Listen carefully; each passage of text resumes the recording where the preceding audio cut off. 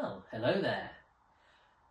The music biopic appears to be quite dominant throughout the sort of 2020s and really in this year as well. You know, having come from things like Bohemian Rhapsody through Rocket Man, we're really seeing this huge resurgence of um, music biographical stories, particularly focused on a singular figure. And so it's very difficult in that field to really make a movie distinctive and not to start to fall into the same trappings.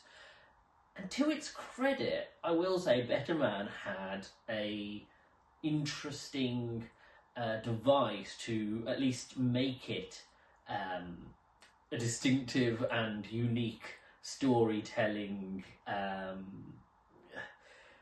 method with the idea of the Robbie Williams character being performed as a monkey.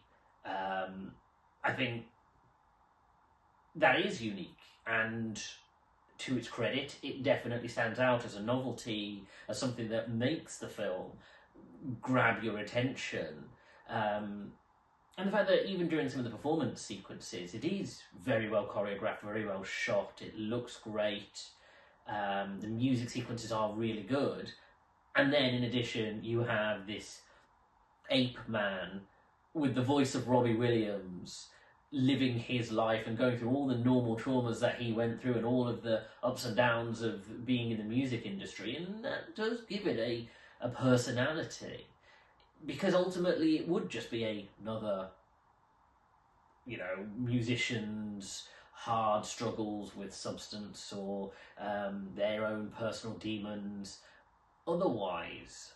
And to its credit, I wasn't not interested in Robbie Williams' story, his perspective on, the fact that he was a bit of a wild child, and really where he came from and how he sort of came up in that sort of 90s, noughties,